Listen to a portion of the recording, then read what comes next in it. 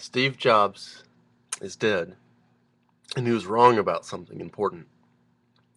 In a Stanford address that people have been quoting over and over and over again, the line that people want to take out, the line that people are trying to say, yes, this is what we should take away, is, I paraphrase this. In the light of your own mortality, and knowing that you will someday die, why would you ever live someone else's life?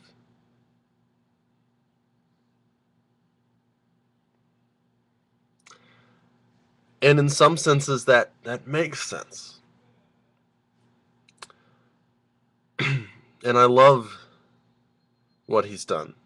And I know that when we're creative like Steve Jobs, when we make things like the iPad or the iPhone or the MacBook that I'm recording this on, that we in some ways, whether we know it or not, are glorifying God because we are creating as He created us.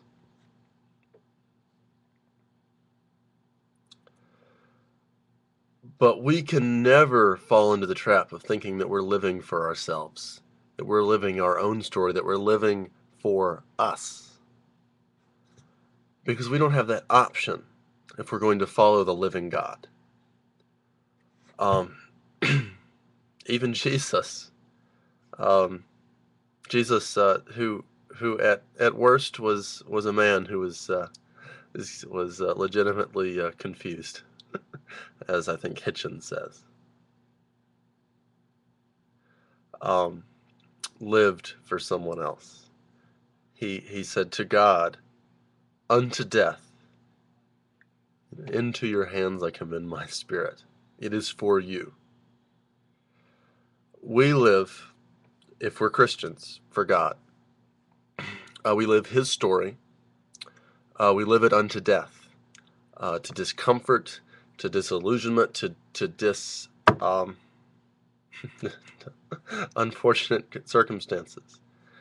In adopting a stance of putting God first and loving people who others may not love, including enemies, that's going to upset people. And in following God, that's going to upset people. And in doing that, we're living God's story and not ours. But that's what we're called to. And so, as we perhaps should give reverence for Steve Jobs' life, we should remember that there is a better one worth living, and that is in Christ. This has been Jesus is Dangerous. Please subscribe above, comment below. Feel free to disagree, and I understand if you do. But just know that there's a life worth living that's better than your own. Thank you.